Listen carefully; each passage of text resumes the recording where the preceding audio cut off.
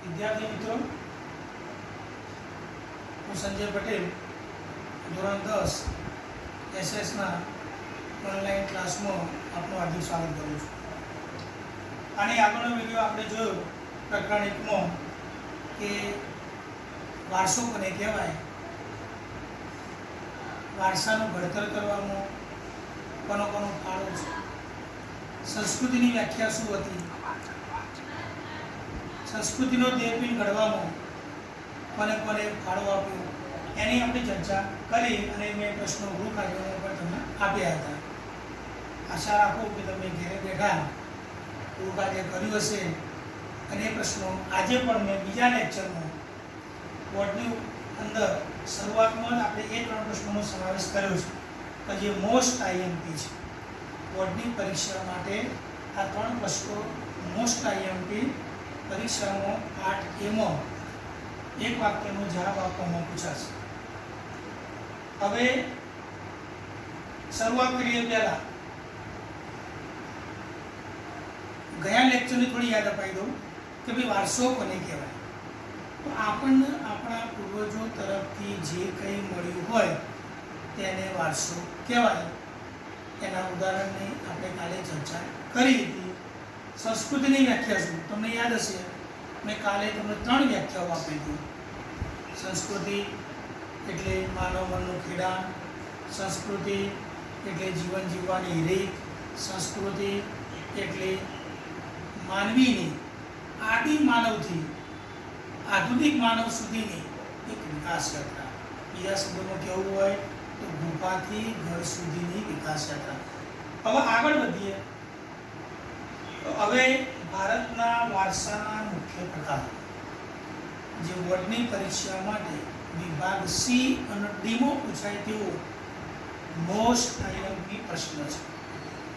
कयो प्रश्न के भारतना वारसाना मुख्य प्रकार। तो ये तमने जो 2 प्रकारों में लख्या छे, एक प्राकृतिक वारसो जेने कुदरती वारसो पण कहेवाय, बीजो सांस्कृतिक वारसो जेने मानव सर्जित वारसो पण कहेवाय। आपणा मुख्य 2 प्रकार वारसाना। पहलू प्राकृतिक वारसो। तो प्राकृतिक वारसानी व्याख्या જોઈએ जो टूंकમાં भी पूछी शकाय।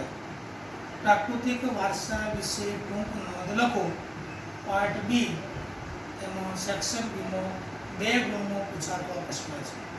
तो जे वारसाનું निर्माण कुदरत द्वारा થયેલું હોય, जे वारसाનું निर्माण कुदरत द्वारा થયેલું હોય તે વારસાને प्राकृतिक वारसो કહેવાય।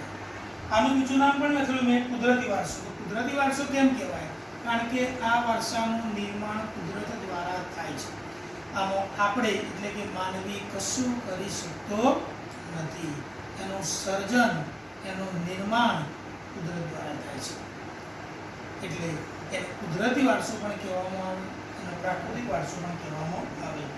બીજો મુદ્દો જોઈએ કે પ્રકૃતિ, પર્યાવરણ અને માનવ જીવન।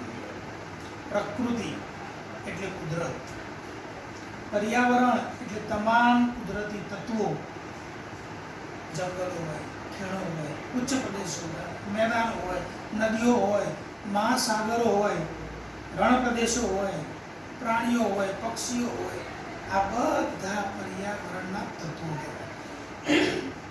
તો બધા તત્વો અને માનવ જીવન એટલે આપણું જીવન આ ત્રણેયનો સંગમ થાય અને જે વારસાનું નિર્માણ થાય એને કહેવાય પ્રાકૃતિક વારસો। ફરી કહું છું, પ્રકૃતિ, પર્યાવરણ અને માનવ જીવન આ ત્રણેય વચ્ચેનો જે સંબંધ છે એને કહેવાય પ્રાકૃતિક વારસો। परीक्षा में एवो भी प्रश्न पूछाय कि प्राकृतिक वारसो कोने कहेवाय, तेनी अंदर कई कई बाबतोनो समावेश थाय छे। तो लख्યું આપણે બોર્ડમાં કે પ્રાકૃતિક વારસામાં નદીઓ, પર્વતો, ઝરણા, વૃક્ષો, જંગલો, ઋતુઓ, પ્રાણીઓ, પક્ષીઓ, જીવજંતુઓ, મેદાનો, ખીણો, રણપ્રદેશો वगैरह जेवी तमाम कुदरती बाबतों, तमाम कुदरती तत्वों નો સમાવેશ પ્રાકૃતિક વારસામાં થાય. આના સિવાય પણ તમે ઘણા બધા એવા તત્વો જોયા હશે તમારી આસપાસ કે જેનું નિર્માણ કુદરત દ્વારા થયેલું હોય. એ તમામનો સમાવેશ પણ પ્રાકૃતિક વારસામાં થાય છે. આપણે એટલે આપણે માનવીઓ, પશુ પક્ષીઓ તો આવી ગયા અંદર, પણ માનવીનું સર્જન પણ કોના દ્વારા થાય છે? કુદરત દ્વારા. તો માનવી પણ એટલે કે માનવ જીવન, માનવી એ પણ એક પ્રકૃતિનું બધા સ્વરૂપ છે. એટલે મેં લખ્યું છે કે આપણે સૌ પ્રકૃતિના જ સંતાનો છીએ. એક હિન્દીમાં કાવ્ય પણ તમે ભણ્યા છો, સભી કા હે તું સભી હે તેરે. આપણે બધા ભગવાનના છીએ, ભગવાનના સંતાનો છીએ અને ભગવાન આપણો છે. એટલે પ્રાકૃતિક વારસાની અંદર આ તમામ તત્વોનો સમાવેશ થાય. હવે આગળ જોઈએ તો પ્રકૃતિના સ્વરૂપો. પ્રકૃતિ એટલે કુદરત. આપણી આજુબાજુ જે બી કુદરતી તત્વો છે જેનું નિર્માણ કુદરત દ્વારા થયેલું છે તે તમામ તત્વો પ્રાકૃતિક તત્વો કહેવાય. એના 4 સ્વરૂપોનો આપણે અભ્યાસ કરવાનો. એક ભૂમિ સ્વરૂપો, બીજું નદીઓ, ત્રીજું વનસ્પતિ જીવન અને ચોથું વન્ય જીવન. આ ચારે વિશે તમે પરિચિત છો. ધોરણ 1 થી 9 ની અંદર તમને ખ્યાલ હશે આ ચારે બાબતો વિશે તમે ભણીને આવ્યા છો. 1 થી 4 નું પર્યાવરણ નામનો વિષય આવતો. એ પર્યાવરણ એ શું છે? એમાં કુદરતી તત્વોનો જ અભ્યાસ કરવામાં આવતો. વિવિધ વૃક્ષો, પ્રાણીઓ, પક્ષીઓ, પર્વતો, નદીઓ, જમીન, રણપ્રદેશ, આ બધી બાબતોનો જ આપણે પર્યાવરણનો અભ્યાસ કરતા હતા. અને એ જ વસ્તુ આપણે ફરી શીખવાની. તો જો ભૂમિ કશું, ભૂમિ એટલે જમીન. ભૂમિ એટલે જમીન.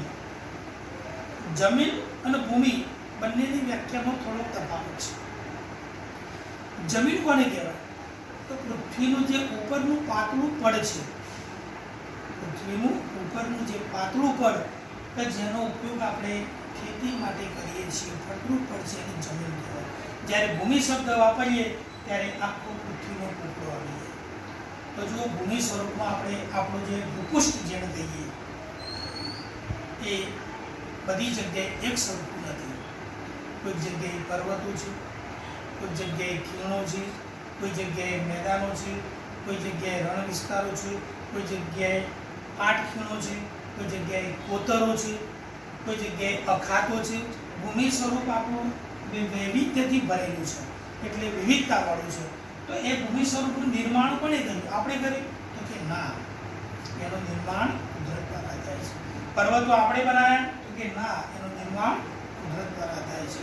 નદીઓ આપણે બનાવી? તો કે ના, એનું નિર્માણ કુદરત દ્વારા.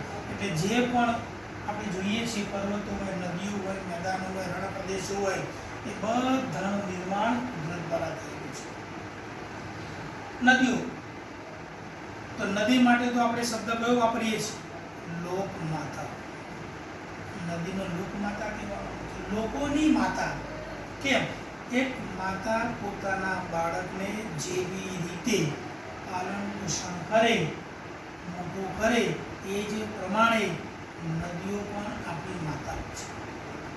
આપણી સંસ્કૃતિ સિંધુ નદીના કિનારે જ પાંગરી હતી. આદિમાનવ ભટકતું જીવન જીવતા, પણ જ્યારે એમને ખબર પડી, ખેતીની શોધ થઈ, ત્યારે એમણે નદીના કિનારે પોતાનું સ્થાયી જીવન શરૂ કર્યું અને ત્યાંથી જ સંસ્કૃતિની શરૂઆત થઈ. એટલે આપણી સંસ્કૃતિ પણ સિંધુ ખીણની સંસ્કૃતિ કહેવાય છે.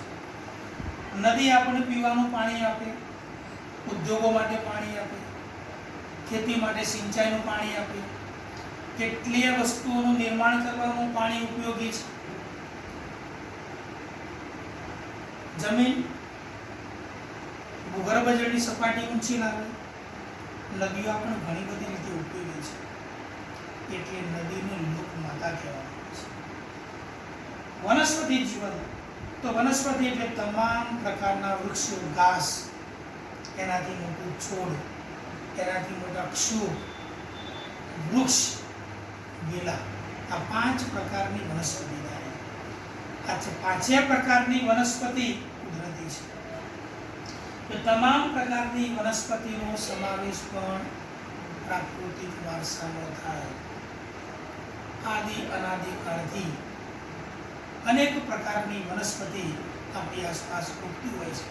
આપણે જોઈએ છીએ તો તમામ પ્રકારની વનસ્પતિનો સમાવેશ પણ કુદરતી વારસામાં થાય. આપણને ખ્યાલ છે કેટલાક વૃક્ષોની આપણે પૂજા કરીએ છીએ. તુલસી, વડ, પીપળો, આ વૃક્ષોને આપણે પવિત્ર માનીએ છીએ. આપણા ઘરની અંદર તુલસીનો ક્યારો હોય છે. આપણી સોસાયટીમાં આપણી આજુબાજુમાં વડ કે પીપળો હોય, લોકો એના મોંમાં પાણી રેડે છે. એવું કહેવાય છે કે પીપળાના થડમાં ભગવાન વિષ્ણુ અને લક્ષ્મીનો વાસ હોય છે. કેટલી વનસ્પતિ આપણે ઔષધિ તરીકે ઉપયોગ કરીએ છીએ. તુલસીનો ઉપયોગ કરીએ છીએ, અરડુસીનો ઉપયોગ કરીએ છીએ, આમળાનો ઉપયોગ કરીએ છીએ, કરડે, સર્પગંધા, અશ્વગંધા, આવી ઘણી બધી વનસ્પતિઓ છે કે જે દવાઓ બનાવવા માટે કામ લાગે છે. ઔષધિ તરીકે આપણે એનો ઉપયોગ કરીએ છીએ. આપણા ઘરની અંદર કોઈ બીમાર હોય તો આપણે આવી દવાઓનો ઉપયોગ કરી એનો બીમારી દૂર કરીએ છીએ. ચોથો નંબર છે વન્ય જીવન. વન્ય એટલે જંગલ. વન્ય એટલે જંગલ અને જંગલમાં રહેતું જીવન, જંગલમાં રહેતા પ્રાણીઓ એને કહેવાય વન્ય જીવન. તો તમામ પ્રકારના જંગલી પ્રાણીઓ, જંગલમાં વસતા સજીવો, એનો સમાવેશ પણ પ્રાકૃતિક વારસામાં થાય છે. એનું નિર્માણ, એનું પાલન પોષણ, એનો ઉછેર બધું જ કુદરત દ્વારા નિર્મિત છે. એટલે એ પણ એક પ્રાકૃતિક વારસાની અંદર થાય છે. વન્ય જીવનમાં તમે જો કેટલાય પ્રાણીઓ, ગાય, ભેંસ, બકરી, ઊંટ, બળદ, વાઘ, સિંહ, ચિત્તો, કેટલાય પક્ષીઓ, ચકલી, મોર, કાબર, કેટલાય આવા પ્રાણીઓ અને પક્ષીઓનો સમાવેશ આ વન્ય જીવનમાં. તો ચાર મુદ્દા એ પ્રકૃતિના મુખ્ય સ્વરૂપો છે. એક ભૂમિ સ્વરૂપો, એક નદીઓ, એક વનસ્પતિ જીવન અને ચોથું વન્ય જીવન. બીજી આપણે વાત કરીએ કે નદીઓ આપણી લોક માતાઓ છે. આ મોસ્ટ આઈએમપી કારણ છે. દર વર્ષે બોર્ડની પરીક્ષામાં પૂછાતું આ કારણ છે. 2 માર્ક્સમાં આ પૂછાતું કારણ છે. એ ખાસ મોડે કરવાનું. મેં અલગ રીતે લખ્યું છે મોસ્ટ આઈએમપી. બીજું, કયા કયા વૃક્ષો કે જેની આપણે પૂજા કરીએ છીએ તો વડ, પીપળો અને તુલસી. કયા કયા વૃક્ષો કે જે ઔષધિ તરીકે ઉપયોગી છે એની પણ આપણે વાત કરીએ. તુલસી, હરડે, આમળા, કુંવરપાઠું, અરડુસી, લીમડો, અશ્વગંધા, બૈડા વગેરે. આ બધી વનસ્પતિઓ દવા બનાવવા માટે ઉપયોગી છે. અને માનવી, આપણે દરેક વ્યક્તિ આદિકાળથી પ્રકૃતિ પ્રેમી રહ્યું છે. જોઈએ કે આપણે પ્રાણીઓની પૂજા કરીએ છીએ, આપણે વનસ્પતિની પૂજા કરીએ છીએ, આપણે જમીનની પૂજા કરીએ છીએ, જમીનને માતા ગણીએ છીએ, આપણે સૂર્ય ચંદ્રની પૂજા કરીએ છીએ, આપણે વરસાદની, પાણીની પૂજા કરીએ છીએ. એટલે પ્રકૃતિના તમામ તત્વોની આપણે પૂજા કરીએ છીએ. એટલે કહેવાય કે માનવી આદિકાળથી, આપણા આદિમાનવો પણ આ કરતા હતા. આર્યો, દ્રવિડો, તમામ લોકો આ પ્રકૃતિના તત્વોની પૂજા કરતા હતા. અને પ્રકૃતિ પ્રેમી તથા પર્યાવરણ પ્રેમી રહ્યું છે. કેટલા પ્રાણીઓ તો આપણે દેવ દેવતાઓના વાહન તરીકે સ્વીકાર્યા છે. સમજો કે ભાઈ નાગ કે સાપ એ શંકર ભગવાનનું ગળામાં એનું સ્થાન છે. ઉમિયા માતા ગાયની સવારી પર છે. અંબે માતા તો વાઘની સવારી કહેવાય છે. કુકડો તો બહુચર માતાનું પ્રાણી કહેવાય. આવા તો ઘણા બધા પ્રાણીઓ, પશુઓ, પક્ષીઓને એક દૈવી તત્વો સાથે જોડી આપણા ઋષિમુનિઓએ એમની રક્ષા કરવાનું સૂચન કર્યું છે કે આવા પ્રાણીઓને આપણે મારવા જોઈએ નહીં, એનું રક્ષણ કરવું જોઈએ, એમને બચાવવા જોઈએ. કેમ? તો એ છે તો જ આપણે છીએ. એ પણ કુદરતના સંતાનો છે.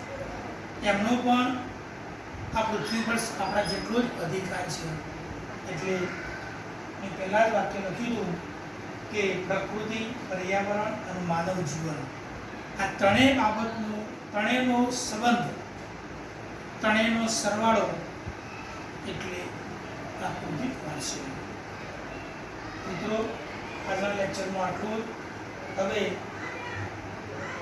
આમાંથી નીકળતા પ્રશ્નો, એક મુખ્ય પ્રશ્ન જે 5 ગુણમાં પૂછાશે કે વારસો કોને કહેવાય, તેના મુખ્ય 2 પ્રકારો જણાવી દરેક વિશે ટૂંકમાં માહિતી આપો.